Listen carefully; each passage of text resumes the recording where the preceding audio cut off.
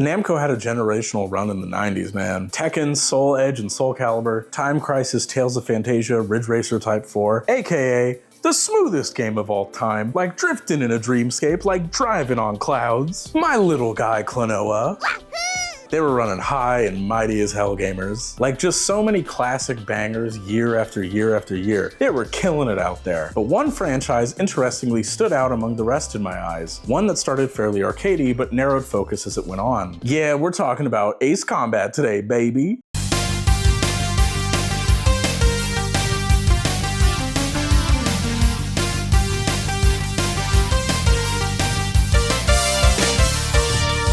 Ace Combat is a series like many others I've covered before that I was aware of, be it through memes, through whatever the hey buddy thing is about, and image board postings years and years ago. Constantly, I remember a lot of people majorly focusing on the PS2 entries, 4, 5, and 0, over everything else and majorly saying you should start there and nowhere else, but I'm gonna keep it real with y'all, I don't at all agree with this mindset. Like, not to say the PS2 games aren't excellent, I haven't played them yet outside of a little bit of 4, but I see people almost dismiss 1 and 2 in bizarre ways just because they don't fully enter the whole strange real lore conversation really. And to an extent, I get that, but they're just such cool experiences in themselves though. Air Combat is an exceptional arcade Top Gun type experience. Like genuinely, this shit is fire as fuck, controls like a dream, nice steady difficulty curve, fairly linear, but gets you into the basics of everything fairly easily, while giving you some fairly linear, very arcade-like progression. I'm not a fan of every plane having to have the same coat of paint, but outside of that, genuinely it's a sick-ass experience within itself, and more people should give it a go. You can beat it in an hour. My only major complaint, outside of the plain color thing I brought up already, would definitely just be replayability. Not every game needs to feel endless. Sometimes it's nice to do a once through every once in a while, but personally, I need some meat on the bones of an experience like this. The other difficulties are nice at least, but more to it or branching paths, a little more mission variety would really go a long way. Now see, that's where Ace Combat 2 comes in. I love Ace Combat 2. But first, here's a secret. Some years ago, I wanted to make videos for this channel about the whole series, but at the time I was again very shallowly approaching things from that very strict, strange real perspective as someone majorly only approaching because of what I've heard about the narratives of the later games. I think part of my focus when I started was too narrow in terms of what games were capable of on a broader scale, and I was still developing how I could put a lot of these feelings and ideas down into words. So I played the 3DS remake of it instead, and in the end didn't have all that much to say about it. I wrote the original 2 games off, I felt like Assault Horizon Legacy Plus would be a good start into the strange real stuff, and just went for it given it's a remake that adds ties into the main universe or whatever. I then realized when I don't know shit going on really, that info didn't give me much of a better picture, and I wasn't hugely into what Legacy Plus was doing. It felt bloated in ways. It was fun to play, but nothing about it really stuck in my head really. It felt very safe in ways that I guess I didn't expect, even if they do give you the option to at least turn some of those safety guardrail type options off. It was fine, but just not really what I was looking for. So that video got scrapped, and I guess it is being lightly resurrected here right now. Music's pretty fire though. Like a Phoenix Rising, composed by Go Shina with vocals from Noel, hits my soul every time I hear it.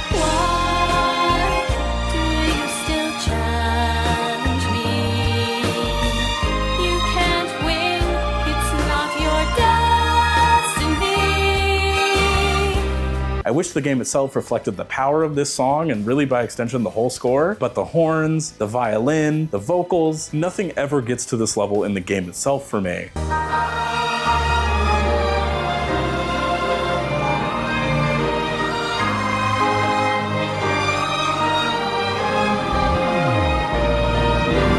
Now, 2 itself is a rad-ass game, right? It's such a tight, focused, replayably interesting experience that I really do think improves on everything from air combat, from graphics to controls to style. This really feels like where they were starting to pin down what they wanted to do with Ace Combat more as a series, where it finally got its real identity in so many wonderful ways, while also playing with player choice a bit. You constantly have choices in Ace Combat 2. Which mission you do, what special objectives you do within certain missions, which then affects what may or may not pop up within future future missions, along with the ending, who you take along, obviously the planes you use and how you go about customizing and upgrading them if you choose to do so. Choices within 2 matter far more to what you're actually doing, even if the story is an extremely simplistic, fight the rebels threatening the world type beat with fairly little characterization. Like what missions you do and what you do during said missions affects the money you get, the possible objectives, what you see, what you do, and again, your ending. Legacy Plus does something I find fairly boring in quite a number of remakes of games from this era and older, and that's just flattening out all of that friction from the original experience. Like, yeah, you can disable the easier stuff if you don't want to use it, but that doesn't magically fix the design of the game itself. The choices are there in Legacy, but a lot of it now just gets you bonus challenge stuff or little extras or parts for planes, which is nice, but not as radically interesting as, hey, you can possibly miss fighting all of these squadrons or even seeing them at all, which is a way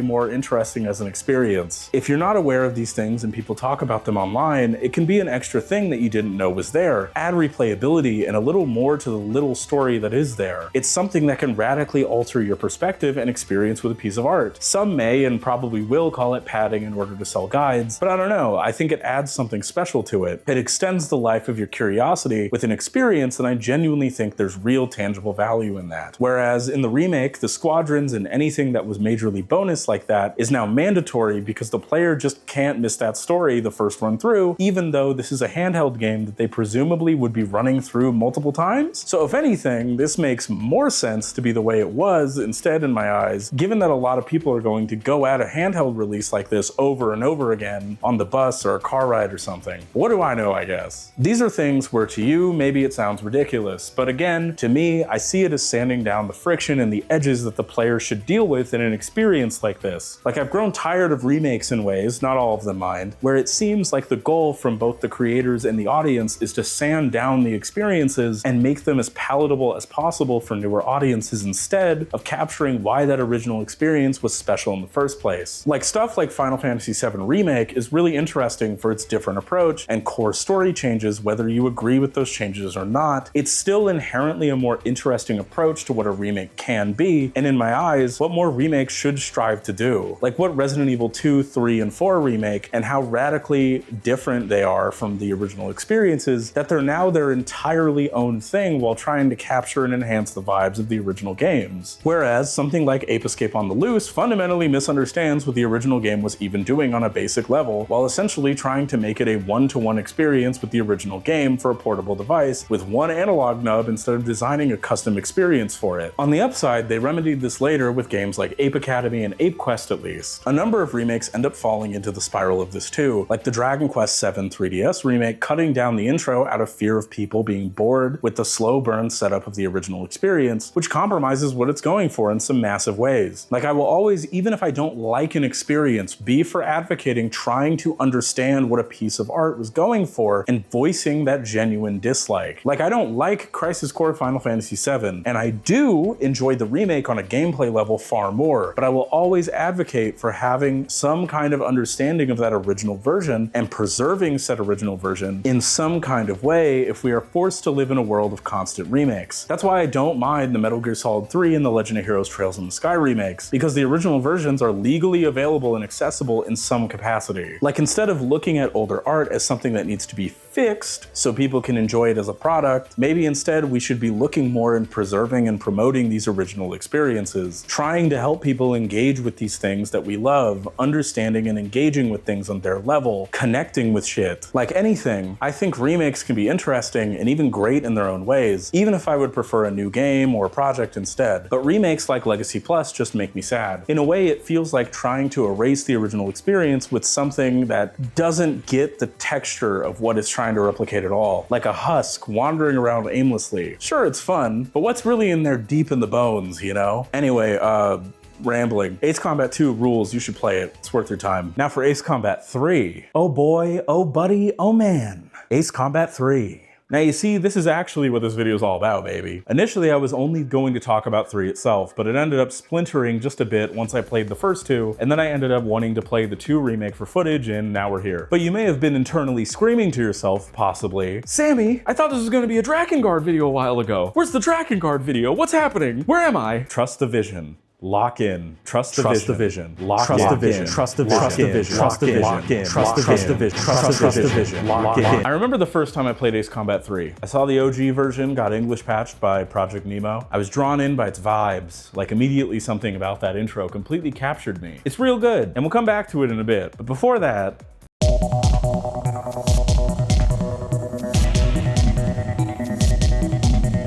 hey, so remember all that stuff a minute ago where I was talking about the importance of the original experience and like how that's important to preserve and understand and important for people to have access to? Yeah, that wasn't just like a tangent. If you lived in any country that wasn't Japan and you weren't importing, emulating, reading Japanese in some fashion, you were not playing the original intended experience with Ace Combat 3. You were getting a butchered, compromised, awful version in international markets. Now see, Namco initially said they were going to localize the game as it was. There's a blog post from Agnes Kaku, a translator most famous for games such as Metal Gear Solid 2, D2, Hybrid Heaven, and Shadow of Destiny, who Namco hired to translate the game with additional scriptwriters and had even scripted out a demo that seemed to go over pretty well with people pre-release, but they ended up scrapping it, and the reason why, at least according to her on her blog, which thankfully has been archived, was Namco decided to lighten the budget by ditching much or all of the plot content for the non-Japanese release. Looking around at some gaming magazines at the time as well, shout out to the Video Game History Foundation for making these publicly available for research purposes, by the way, link in the description to them. In Volume 4, Number 8, Issue 36 of PlayStation Magazine, PSM said the reason that they were given was that in talking with Namco, we learned that the story segments were taken out because they really didn't add anything to the game.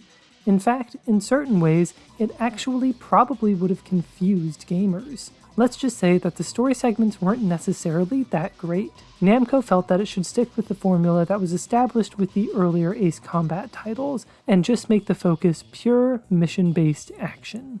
Because they didn't add anything to the game. Bitch, that was the entire structure. What the fuck are y'all talking about, Namco? I'll give grace to PSM here, because it generally sounds far more like they're just repeating what Namco told them. But like, I'm not gonna lie, this gets me so steamed. Oh, we had to butcher the game because, oh well, it just wasn't in line with the others in the West, and then just flat out lying about the quality of the story itself is crazy. Now, to play devil's advocate a little bit, Ace Combat 3 is a big, ambitious, multi-branch, huge voice acting heavy experience, and localization isn't cheap, and under the capitalist hellscape that we exist within, return on investment matters to companies like this. So you have this game that's very, very, very story heavy, playing around with what the series was doing and really going for something with a much grander vision. This is very different from the original 2 Ace Combat games, and therefore a risk. And this is a time where anime generally is fairly niche in the West. Narrative games are picking up steam at this time, given juggernauts like Final Fantasy VII being around, and we at least have more mainstream ways to access anime creeping up like Toonami, but maybe they saw the ambitious leap as too much for this franchise in the West, especially when Ace Combat 2 didn't sell nearly as well as 1, so like, I'd imagine in the West, they were way more cautious about how they'd move forward on localizing something, doing what Ace Combat 3 was doing. This was the era of very strange localization choices, either due to budget, time, especially considering localizations were not always day and date released at the same time like a lot tend to be now. Then there's possible lack of interest and losing out on that return on investment due to really any of those factors, which seem to have the opposite effect, given that cutting all of the narratives seemed to piss people off who were aware these cuts happened, but also the internet and its influence can always be a much smaller sample size than we actually know, especially back then. But according to Agnes Kaku, again from her blog, AC3 didn't make quite the splash that a release of its size should have. All the pre-localization hype surrounding the massive storyline turned into a chorus of boos and then fading grouses when the change was announced, which meant that there wasn't a lot of interest left when the title was finally ready to ship. A shame really, since gamers who did play it almost universally praised it, and it won a respectable number of Player's Choice distinctions. Also, again, thanks to the Video Game History Foundation's digital magazine archive, I was actually able to dig into this a bit more as I was editing the video and see at least what the publication side reception tended to be at the time. Every publication that could get their hands on the original version of the game were extremely excited about it. They were excited for the the ambition of 3 and how it was going to mix things up from the previous 2 games. I especially loved this spread from Game Informer Volume 9, Issue 8, number 76, that's just so beautifully done. So seeing a lot of the coverage once the international version was released is like night and day. For some, it was pushed to small sections, given barely any attention with fairly little fanfare, and even like solid reviews from people getting into the series for the first time. For others, there was clear massive disappointment, like in Game Informer Volume 10, Issue 5, number 85, with this sick-ass Wild Arms 2 cover, where the review says,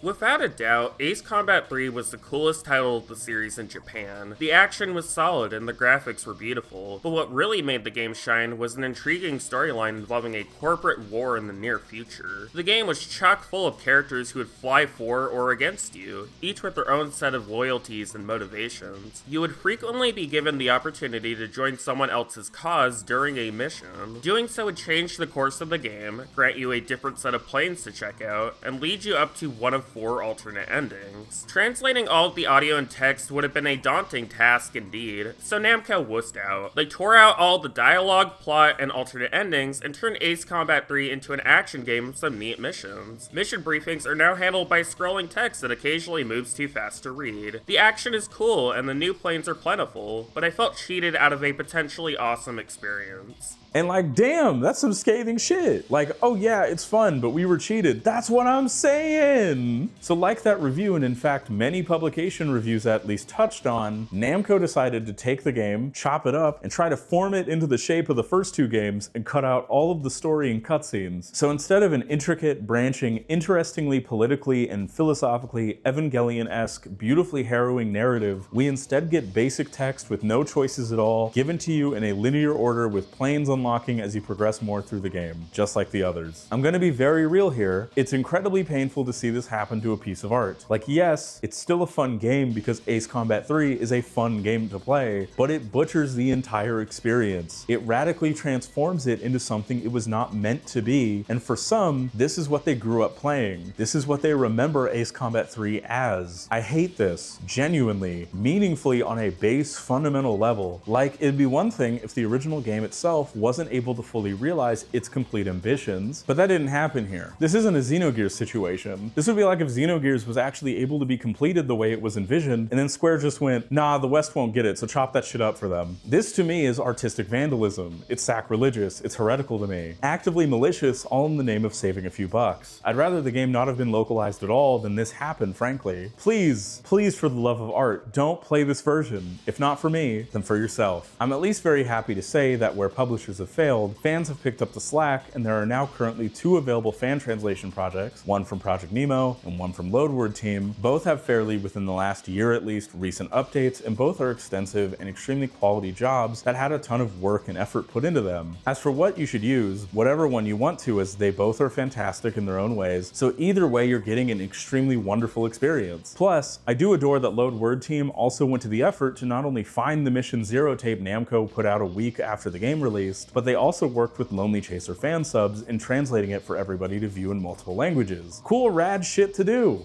Dragon Spike 13 also has a English translated version of the Mission Zero tape, also available on both their YouTube channel and for download on their blog, USEA Today. In the description, I'm going to link to an entire playlist that Dragon Spike 13 has that translates a bunch of different in-store videos and the mission tape and a special trailer and some deleted scenes. Just a lot of like cool bonus, interesting stuff that's available because this game has a lot of shit around it. And it's really cool. You should give it a look. So I'm gonna do something a bit different in this video. See, normally I wouldn't tell how something ends until later in the video, but in order to properly discuss Ace Combat 3, we're going to need to spoil it and reveal what it all builds up to up front in order to discuss it going backwards from that point. I think jumping around is going to be crucial in getting across what I want to say about it, so this is your only spoiler warning. If you do not want to be spoiled on Ace Combat 3, then I would suggest you tune out right now, go play it, and then come back. Otherwise, you've been warned.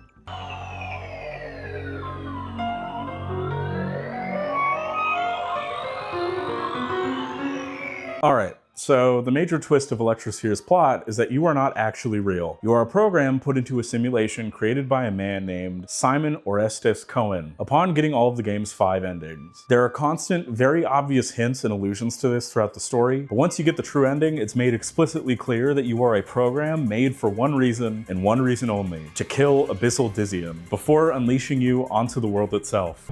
ここまでたどり着いたお前は、多くのパターンによって変化し続ける全ての世界で、あの男を完璧に抹殺することができたはずだ。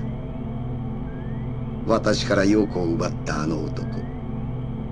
デッドコピーとして自分だけは抜け抜けと生き残ったあの男。ビジョン。奴の思考を複製したプログラムの全てを完全に消去してやった。可能性は全て見せてもらった。それではこれから真実の世界へお前を放つことにしよう。さあ、今までの出来事、記憶を全て忘れ、その目でこの世界の現実をしっかりと知るがいい。この世界が誰が何のために作ったものなのか。The reason I'm telling you this up front is because this revelation paints the entire experience within a completely different light and makes discussing the game in its entirety completely different. I see a lot of discussions online about the stories as they are presented within the game itself very much at face value. And like, of course, that makes complete sense. However, I think that people don't factor the twist into things as much as I really think they honestly should, because it completely alters the framing of what you are witnessing throughout the story. Everything you experience is completely false. A reality constructed by a man with motives of his own. The characters you get to know throughout each route are realistically versions of them, most likely based on Simon's perspective. You see, this isn't a game about the multitudes of perspectives within a war and how corporations rule us, or at least it's not only about those things. It's also about missing the forest for the trees and purposefully being led to the trees by someone with a vendetta. This game at its core is about Simon. You cannot really talk about anything that happens in it without talking about Simon in some kind of way. You can't leave him to the end because that is exactly what he wants you to do. You are on a consistent basis being manipulated by Simon to think and believe exactly what he wants you to think and believe within the story itself.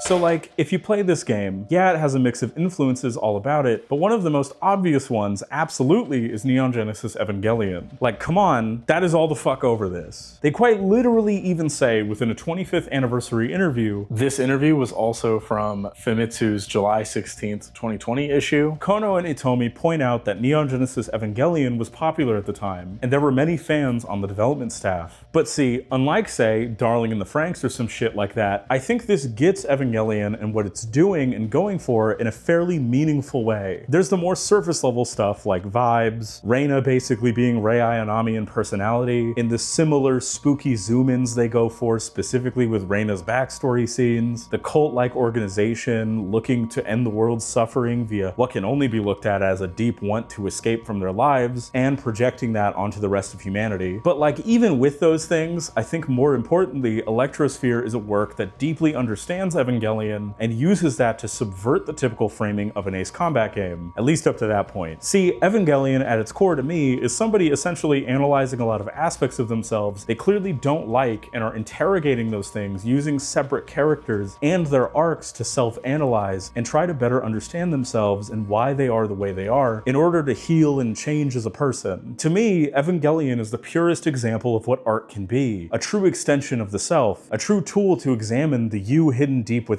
and pull something better out of that. Even when it gets harsh, even when it gets cruel and dark, there's still that baseline of empathy for the self and moving forward and becoming better in the end of it. Ace Combat 3 reverses this by doing a similar thing, but being all about constant distance and misdirection. I would argue that Evangelion as a series is about intimacy and closeness with others and the fear but need of that intimacy between human beings, while Ace Combat 3 is purposefully about somebody keeping you far away from themselves in a desperate bid to feed the worst parts of themselves as a person. Ace Combat 3 is a game that constantly misdirects you, and more importantly, isolates you within a very specific kind of thought. It's a game that wants you to think this isn't about Simon, that it's only about the world around him, that it's not about the way he takes things in, the way he sees others, not about how much he utterly hates and despises Dizzian as a person, but it absolutely is. With this simulation, Simon is making his own extension of his pain and himself. He's spinning and feeding you a narrative that he wants you to uncritically take in, keeping you as in the dark as he can without giving away the ghost before he boots you into the world, convincing you in exactly what you were made to do for him like a good little drone. The world seems built around you. Every character seems to completely hang on to your actions, like they're waiting for you to act, and like they have absolutely no true agency of their own. They send you emails constantly, but you never ever actually respond back to them. There's even some mentions of this throughout the game, and it tends to just be treated like a thing that just is and not much else, with the expectation that you will read them as just one of the silent protagonists from 1 and 2. Characters seem to live or die completely contingent on if you stay with them and guide them through whatever they're dealing with, like they couldn't come to said conclusions without you. You essentially are these people's world outside of themselves and some of the people that they know. I was still baffled as fuck when Fiona immediately died as soon as I joined her sister to head over to Ouroboros in the Newcomb route. And like, yes, obviously if you're with someone and they come to like you, it's easier to help them through some shit they're going through. But the immediacy of it here, it feels artificial, like you're running through a set of circumstances at points. You get closer to these people, you build bonds, they trust you more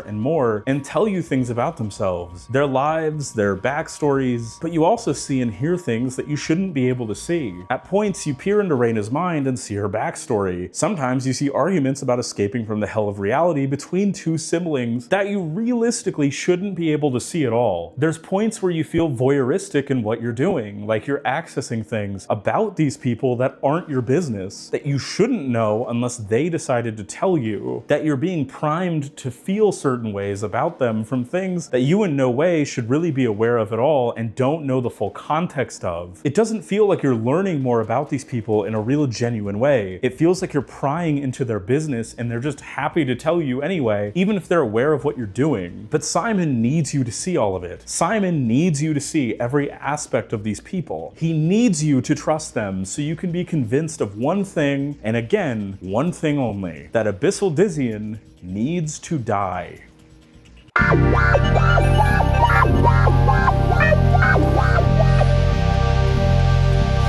Abyssal Dizzian is the ace pilot of a huge corporation named General Resource, a big conglomerate and censorship-happy company very willing to control every aspect of its people's lives for any profit they can gain. But in spite of that, Dizzian for a lot of people is hope, right? A shot in the dark that a lot of people look up to. Reina in her route talks about how Dizzian inspired her so much as a kid, how she got the chance to meet him and how she realized how important getting in the sky would then become for her when her environment was so suffocating, so dire, so lonely given her condition. 私は生まれた時から一度も太陽の光を浴びたことがない。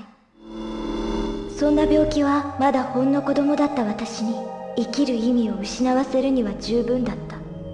近所の公園へ出るのにまるで宇宙旅行にでも出かけるような姿にならなければならなかった。やがて外の世界から隔離されたように自分自身によって心まで閉ざしてしまうまでそう長い時間はかからなかった。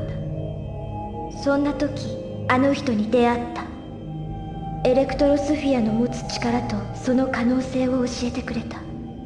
その出会い、私を普通の人間として扱ってくれた最初の人のことを私は心から信じていた。体こそ触れ合うことはできないけれど、だからこそ心はスフィアの向こうで誰よりも分かり合っているつもりだった。あの人のためだったら何でもできた。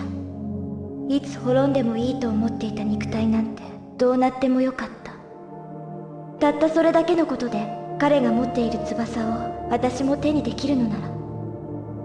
でもそれは間違っていた。私が始まりだと思っていた時こそあの人にとっては終わりの時だった。あの男ディジョンが手にしたかったのは私なんかじゃなかった。こんなにも弱いからこそ被験者となり得た私の体だけ。また私は私自身の体に裏切られ、その時心に決めていたの。人間としての心まで捨てて手に入れたこの翼だけは絶対に離さないって。 She can't be exposed to sunlight, and therefore can't really be outside of the walls she's confined within when she's not out on a mission. But she cherishes the sky because of that. She looks for freedom within the sky, freedom from it all, and Dizzion is the person that led her to that point and even gives her her supposed wings back within multiple routes. A seeming clapback against her distance from the world itself. Keith is Dizzion's comrade and good friend. Dizzion is someone Keith trusts with his life to have his back and be there for him, and someone whom he has always looked up to. Hell, when you first start the general route, he is completely taken aback as to why Dizzion chose you. 例の戦闘機いいか、大体がな、ユーピオの腰抜けの中でできるってだけのやつが、我らがゼネラルのメンバーとして通用するか。まあ、とりあえず、お手並み拝見ってとこだな。Cynthia is someone who wants to escape the confines of her body and her life. She looks at sublimation as a kind of gift or heaven away from the world, that this is what human beings are meant to do, and that this is where evolution will take human beings going forward. 姉さん、ニューコムで実験を予定しているサブリメーションの被験者に姉さんの名前が。ああ、そのこと。志願したの。何のために私が今までニューコムにいたと思ってたの？いつまでも姉さんは同じ。夢を見るなら眠ってる時だけにしてよ。夢？ただの夢扱いする気？あなた私の何をどう知ってるつもり？誰にも口出しさせない。たとえたった一人の妹にも。姉さんは体や心まで捨てようとしているんじゃないの？まだ実験も成功していないサブリメーションなんて無茶よ。一体何が知りたいの？誰もが進むべき次なる世界。そう、まだ誰も体験したことのないすべてが新しく未知の知覚や感覚によって構成されている宇宙を知りたい。生きる者が必ず持つ肉体が精神や魂といった未知の可能性を秘める存在にまで限界を作っているのよ。たとえそうだとしても、姉さんが望んでいるのは自然から与えられた人の力を超えてる。それは危険な力だわ。そう、その通り。私が欲しいのは選ばれた者が手にすることのできる新しい世界への扉をこじ開ける力よ。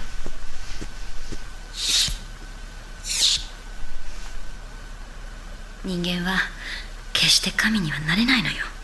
She sees Dizzion as the way forward to that, as a kind of messiah or angel carrying her onwards from her seemingly empty life. Now, what do these three have in common? They're seemingly led astray by Dizzion. Reina is led to believe that she'll have her wings and truly be able to thrive within the skies and the skies alone. But there's no true freedom to what he gives her. Within her route, she has to end up finally finding friendship in people she wants to protect, and they in turn help steer her back towards realizing the problem with Dizzion's way of viewing the world. His tactics, his methodology, the way he goes about doing what he's doing. That while everything needs to burn down and start anew, it can't be with Dizzion. She casts away her idol and you kill him. In every other ending, she dies blindly following Dizzion. Keith is betrayed by Dizzion and vows to stop him no matter what. いいか、よく聞け。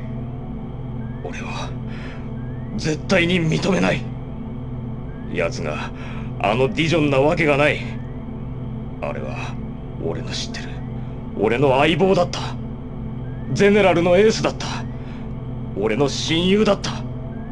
俺の別人だ。奴はもうどこかで死んだ。あれは奴じゃない。だから俺は奴の名を語るあれを必ずこの手でこの世から消す。必ず。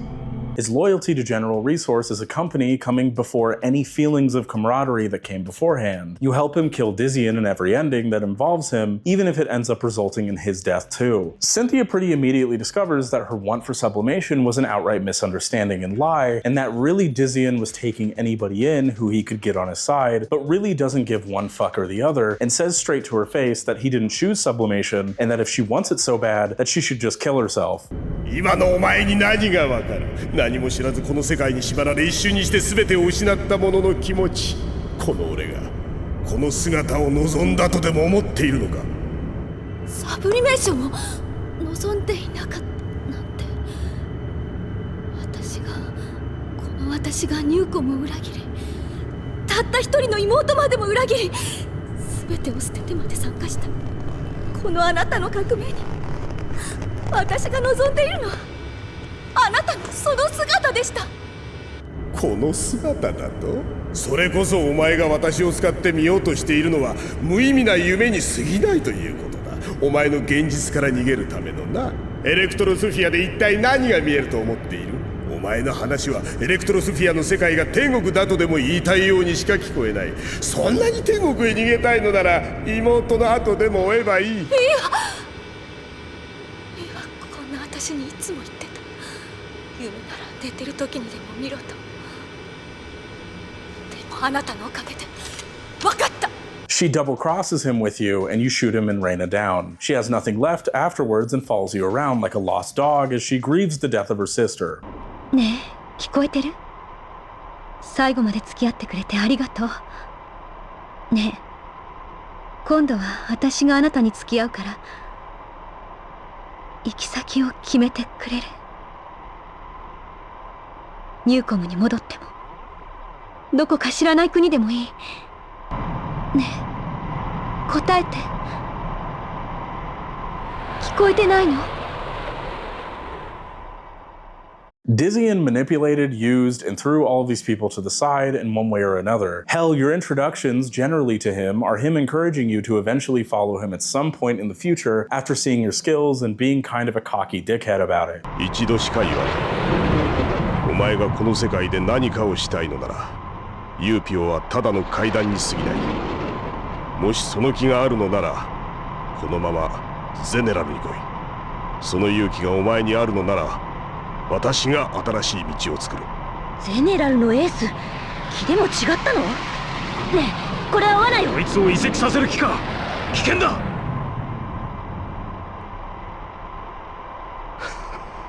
危険のない賭けなど。He immediately seems to be a charismatic, untrustworthy asshole from the start who is willing to throw away connections and use people as he sees fit in order to accomplish his goals. A serial bridge burner who will do anything to win. But you see this Dizzian? This is sublimated Abyssal Dizzian. So where's the real Dizzian? Well, he's dead as hell at the hands of General Resource already. See, along the General Resource Ouroboros route, the one where you help Dizzian out for a bit and join his cause, you get a glimpse into what drives him. He witnessed a scientist that he loved named Yoko and his real actual self die in a cover-up immediately after being brought into the world.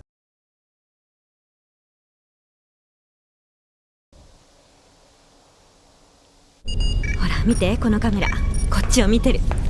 誰だ？ヨコ、もう終わったんだろう。ちょっと真面目に、後にしなさい。ヨコ、俺はここにいるぞ。聞こえないのか？ヨコ、やめろ、そいつは俺じゃない。ヨコ、ここはなんだこいつらは。爆破する気か？ターゲットは確認したか？2人しかいません。よし、負け添えはあの男だけで十分。あと30秒、撤収。テロか？ヨコ、逃げろ！ヨコ！ダメだ、聞こえない。ヨコ！早く気づいてくれ！ヨコ！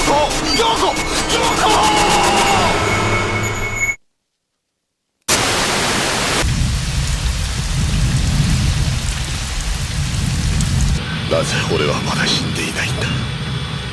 ヨコ、お前は俺に何をしたんだ？The General Resource Government seemed to be afraid of sublimation going too far, given how anti-science General itself was, and decided to kill Yoko and cover up the death of their ace pilot, who was in the wrong place at the wrong time, seemingly. It's fucked up, and a great origin point for the beliefs he ends up carrying through, but I think the game misdirects you on who the actual villain is. If anything, this should make you feel bad for Abyssal Dizzian and hate General, along with really all of these companies, for all of their shady, corrupt dealings leading to senseless deaths, when real progress could be made using the technology. But weirdly enough, the entire game itself then also has a very anti-sublimation streak to it, people joining in a very cult-like fashion, Dizzian himself speaking like Sephiroth after certain points within the stories. だがな、私は違う。私には恐れるものなど何もない。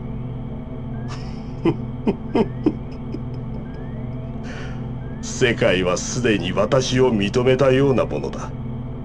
さあ、世間を見返してやろう。今まで私をバカにしてきた奴らを血祭りにあげてやろうじゃないか。肉体に固執した人類など滅びてしまえ。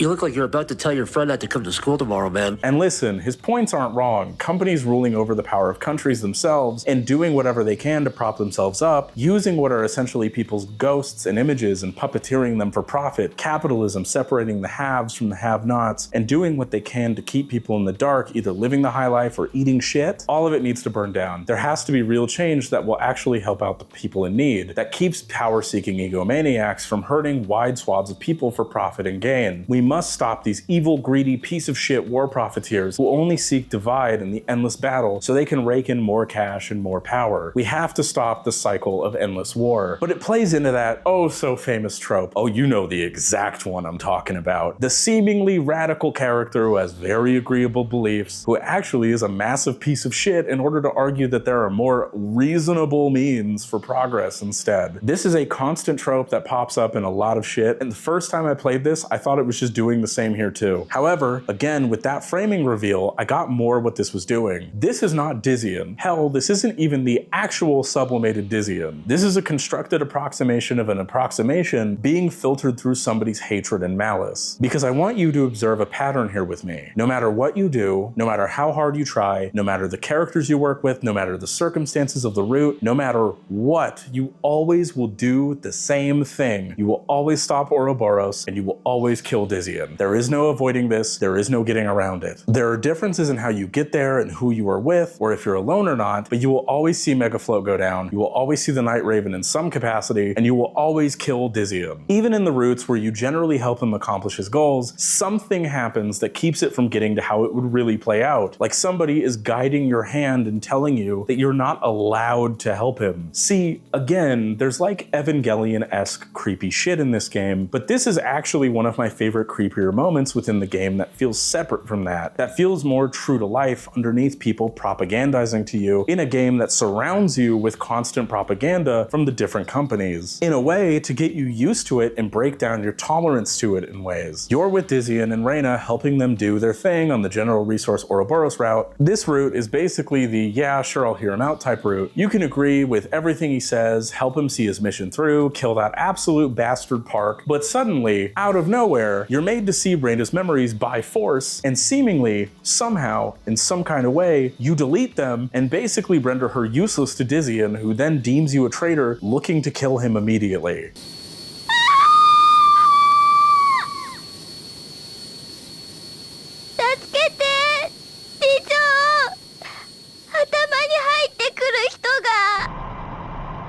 レナ、今わかった。そうだったのか。この接触、そして読み取り、そして消去だと。お前が最後の敵なのか。 But compared to what the game had been doing before this point, you never got a choice here. You didn't choose to do this. This just happens. This just occurs and you can't do anything to stop it. It happens, Reina freaks out, Dizzion freaks out, and now Ouroboros is your enemy and you have to kill them both. Keith even comes back in just to help you kill him, even though you betrayed him too. レナ、お前、彼女から私の記憶を消したな。お前ら仲間割れか。いいタイミングだったようだな。ディジョン。ならば、ここで俺の蹴りをつけさせてもらうぞ。ヒースか。ふざけるな、消えろ。そうだったのか。貴様の目的は最初からこれだったんだな。なぜ、誰なんだ。 He also has more of a reason to kill you the same way he wants to kill Dizzion after getting close to him within the different missions. But there is no choice here. It all goes down exactly the same. But the major difference is that it feels like the artifice of the setting and the game itself are breaking apart right in front of you, and you kill Dizzion within the Electrosphere itself. It's all bullshit. It reminds me of the last few episodes of Evangelion, where parts of it show the set that the characters are in, being a quite literal pulling back of the curtain there to really get to the heart of the issues on display. Dizzion says one haunting thing right as you kill him here too. Warning. そうか。 Warning. お前はサルモン Warning. だったのか。Simon wants this to be known. He wants Dizion to know that it was he who will kill him, and he wants you to know that you are only a tool to his revenge. Again, beaten home by the true ending. He is willing to break this setting entirely apart and basically rig the ending just to force you into the same outcome. You have choices, but all of your choices lead to the same exact outcome, and this is the most direct way of telling you that nothing you do here really matters, and that in the end, you will do what you were made to do, as long as you follow your orders and kill Dizion. Hell, the story itself constantly beats home that your teammates, these people you can end up really connecting to, are means to an end and tools to the path of killing Dizion. As soon as you kill him, there's not much else to say with most of the other characters. Their stories pretty quickly come to a close in one way or another, and all that really matters is that Dizion is gone. Hell, most of the roots are seemingly sad or strangely creepy in what they're doing, or they completely ignore whoever you fought with anyway, after which you're sent back to the menu, ready to start another route and kill Dizion yet again. At the end of the general route with Keith too, I feel like this point is especially beaten home with the fact that in one way or another, you either kill or at least have the option in killing almost every main pilot or character left to fight Night Ravens in their place completely by yourself at the end of it, hacking into one in order to show your prowess off to Simon and show your capabilities, creating a monster with Simon's guidance in the player's capable hands. This is not a story about understanding others. This is not a story about connection and finding your belonging within a world that rejects you or keeps you down. This is a story about revenge keeping you in the same place, in the same time, reliving the pain of another, that want for some kind of catharsis, investing the vague idea of a person, and training yourself for the day when you can finally exact it. Pure and simple, even if it's a revenge that you yourself have no true agency over, even if that revenge is you acting as an extension of another's will and whim, even if someone is just manipulating you into doing it, flailing whatever power they have left around in order to achieve it. You are a tool for another's pain, their singular focus becoming the assured destruction of this one fucking being, this idea of a person. This revenge has nothing to do with you.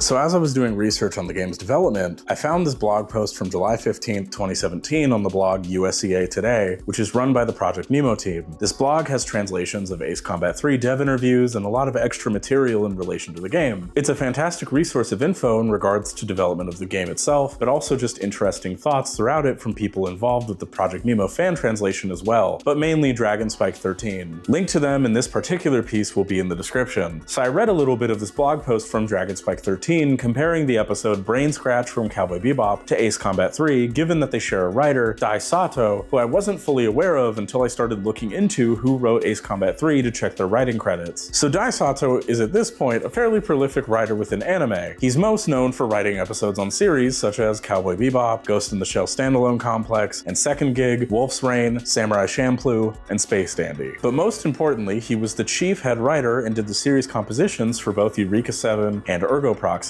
Now, the major thing I learned from this little dip into these works was that Sato has a tendency to write about the suffocation of the world, society, big business, and capitalism itself. Ergo Proxy especially digs really blatantly into this with how separated the haves living in the clean, domed city, which in itself has major class disparity issues, and the have-nots banished to the diseased outside world with nothing but the scraps of what the domed citizens dump out truly are. But even Eureka 7, which is tonally a lot more upbeat, still is about a kid trying to make sense of the world around him, feeling suffocated by the stuffiness of his environment, and feeling like even when he finds his place, he's still trapped within a kind of conventionalism he can't quite escape, suffocated by capitalist incentives, and his crew clearly feels suffocated in this same way too, even if they show it differently, which they then vent out and express through lifting, which they never ever do for money, a passion that they want to keep separate from capital. Hell, Eureka 7 starts with a quote I really like about art and the people you knew at that time, and how memory is formed by the environment surrounding it. I think in ways that's something his major works tend to touch on. Like Ergo Proxy touches on how people make the place, how even if you live in some suffocating hellhole, the people you have there can help you through it and can lead to a breakthrough of creating a better world and a better tomorrow for yourself and others. The importance of having true, real community. Eureka 7 is also about this, finding your people, your tribe, where you belong, and fighting for a better, truer tomorrow, at least from the 5 episodes I watched of both of these. ways. Ace Combat 3 also reflects this by using it as a tool to control you as well, knowing that connecting you to these approximations of people is a perfect way to deliver these ideas and supposed lessons to you. It's a universal theme in his works, and even the Cowboy Bebop episodes he wrote for, like Bohemian Rhapsody, also touch on this as an idea. Big business and capitalism fucking over those underneath it, those crushed underneath it trying to say fuck you back, harming others and themselves in the process. It's all about finding that place, those people where you can live your days in peace, the freest you can be underneath a system that's crushing you if you can't destroy it. Ace Combat 3 to me reflects that in the way Simon very obviously views the world. It's a corporate-ridden, seedy, awful place to exist within. There's no break for those without power, and all you can seemingly do is fight back in the ways that you can. Losing those people that keep you going within the hellscape you exist within is an existence that's not worth having. It drives you bitter, it drives you angry, it drives you mad. Now, Brainscrape, the Cowboy Bebop episode, had one major comparison I found really interesting that I think links up pretty well here to Ace Combat 3. Now, the episode itself is filled with comparisons, but the one that captured me was specifically the twist of it all. Specifically how this kid is maliciously playing a cult leader and duping his subjects into losing their money and their lives just like he did. A kid taking on an appearance, a persona, an existence that both is and isn't there in order to fuck people over, in order to get revenge on a world that he feels left him behind after losing the life that he used to have. He recognizes the problems with the world. He recognizes what people are angry about. Hell, what he himself is clearly jaded by, what people are trying to escape from, and he uses that in order to manipulate others by playing up those things to take advantage of them. Their escapism becomes his game. He wants people to suffer like he did. He wants those around him to feel the pain he does. He doesn't care, and he's lashing out at those around him instead of trying to find any form of a life he can have with the access he does to others, even if his physical body is disabled. It's understandable for bitterness in a situation like that to take hold, but the method is harming everybody around him. But that element of using someone's likeness, using someone's features, someone seemingly real but not, someone you can never truly know until you take that mask off, until you find out what's under those supposed achievements. Sato took this concept he wrote and extended it to Simon, someone constructing a false reality, a false place, having you run through it again and again and again until you're a true dyed-in-the-wool believer against Dizzian as a concept. Hell, he basically projects this same idea onto Dizzian himself, that he doesn't do anything out of actual belief, but out of a want to bring everything down for selfish personal reasons. But that's masked in the fact that's exactly what Simon himself clearly wants to do. Dizzian within this construct as the game goes on sounds eerily similar to the few times you hear Simon, including the end of the simulation too. Again, talking in this grandiose way like Sephiroth, about his grandiose vision of how everybody should hurt and pay for what has happened. ここまでたどり着いたお前は、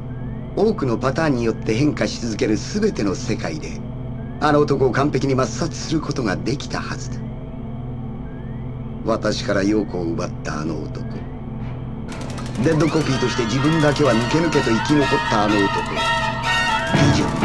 You look like you're about to tell your friend not to come to school tomorrow, man. I could even believe that sublimated Dizzian's pain would lead him to be this way too in actual life, that being led this way as a sublimated being would fuck him up and eventually lead him to going against these companies. But I think a lot of that is seated within this simulation with Simon's so obvious hatred of the mere thought of Dizzian. He embodies these ideas because he views Dizzian as a charismatic cult leader, as someone who can only pull others in to hurt them. But why? Why does he feel this way? What's Simon's true connection to this Yoko? This woman who was seemingly so dear to him? Well, see, that part is sort of unclear, but it seems like from context clues and what you see in the opening and what he literally says, they were coworkers. It's unclear if their relationship went deeper than that, but I don't think it did. I think she loved Dizzian and he couldn't stand that, but bit his tongue because he cared about her. Or maybe he didn't know it all until he found out the reason for her death. But once they both died, while also discovering the truth and understanding that General was responsible, I think it was easier to blame and take out his anger on Dizzian because he was somewhat a more accessible target. It's easier to go after a figurehead for some form of catharsis than it is to go after a Hydra, which will just regrow its heads in different ways. Blaming a faceless corporation making shady decisions like this who are realistically puppeteering a dead man they killed for profit every day is both true and easy, but difficult as a lone person to enact long-lasting damage upon in a real, tangible way. But getting back at Dizzian in any way, shape, or form, a seeming lone person that represents a company by proxy, even if by the sublimation existing at all, that means if anything, he's a drop in the bucket, easily replaceable in the grand scheme for them, even if they fear the technology that they are still using, even if it's ostensibly his ghost and by extension his legacy. Well, see, now that's way easier to deal with. You can do whatever you want with someone's image if you poison the well enough times.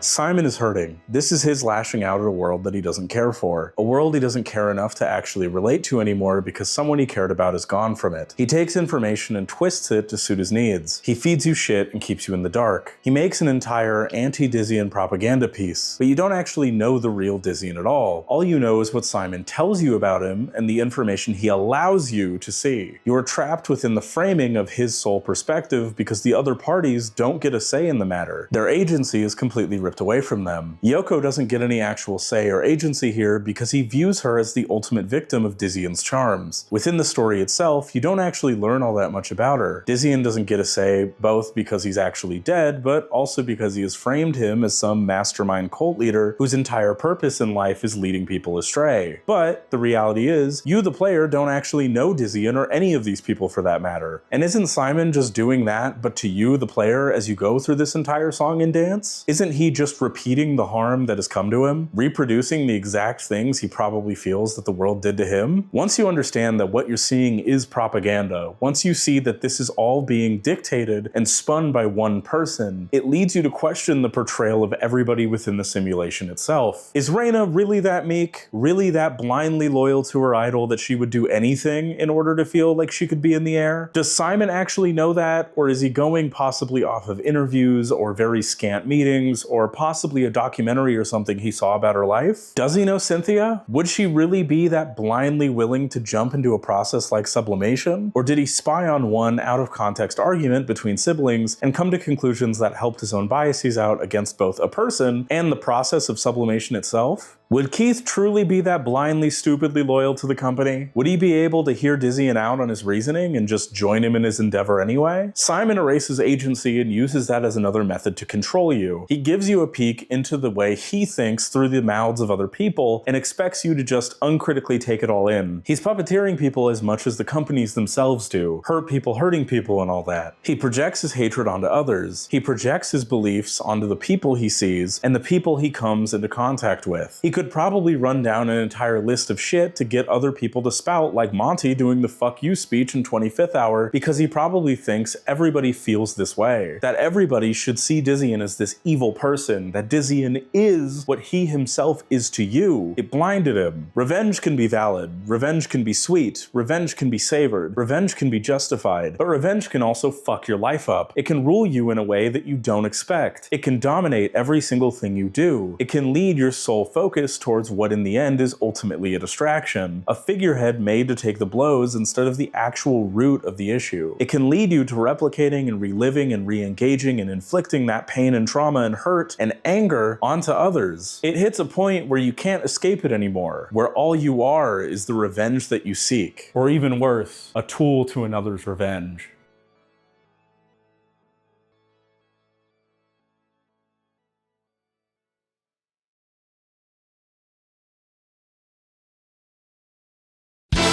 Signing a pact in order to keep yourself alive? The violence of battle keeping yourself going through the despair of the world ending? Am I losing my mind? Or is this the right response to have? Who can you really trust when everything around you is falling apart? And how does Ace Combat 3 tie into all this?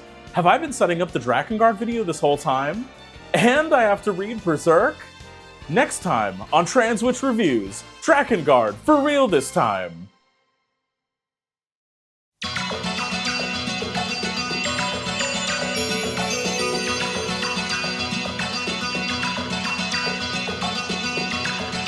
Like always, I want to give a huge shout out and thank you to all of my patrons. My $5 Rad or Magical Person tier patrons are listed on the screen. I want to give a verbal shout out to my Raddest Magicalist Person tier as well, who are listed on screen and always get a named shout out. Those people are Ginger, Raspe Trash Bear, and scared confusion, but I want to thank all of my patrons for your support and believing in the stream of mine. It's seriously appreciated. If you would like to become a patron and get access to work-in-progress video cuts, scripts, and updates about videos, then feel free to check out my Patreon in the description below. Yeah, so this video was an ordeal, to say the least. Making it, I got sick, and then because I got a new mic, I got a DJI mic mini, because I think I've said this in a video before, I like being able to kind of move around, and like when I talk, I'm the type of person where like I use my hands a lot and I like move around a little bit. So it's nice to be able to like, to try to get the recording to sound like a little more natural. It genuinely helps to be able to like express myself like while I'm recording stuff. So there's been issues kind of with that, like the audio was kind of poppy, so I had to re-record stuff. There was stuff with, I had to rematch audio. It was a whole thing, but thankfully it is done. It is finished. The video's out. I'm just glad it's, I'm proud of it. I think it came out very good. I hope you enjoyed it as well. I'm definitely gonna take a little bit of a break, like definitely at least a week, maybe 2, we'll see though, because I'm definitely the type of person that will just like work, and I kind of need to force myself to just not right now, at least for this. So yeah, but I have started on elements of the Drakengard video, like as I was kind of saying at the end there. I've recorded a bit of gameplay already. I've been reading Berserk. I've been getting stuff together for like the Berserk portion of it, and I'm not gonna say too much because I want things within that video to be a surprise. I want it to be kind of format-wise a little different. I want to kind of mix it up a bit. I feel like this video was a good kind of small mix-up. It wasn't huge, but I kind of want to follow in this vein and kind of, I don't know. I want to do more. But we'll see how that goes and how that comes out. But yeah, stay tuned. Hope y'all enjoy the video. And if you've been subscribed and you're here again, I want to thank you as always for your support. And to everybody, liking, subscribing, all those things are very much appreciated. And if you're a new person here and you're subscribing for the first time, I want to say thank you. And like always, welcome to the Coven.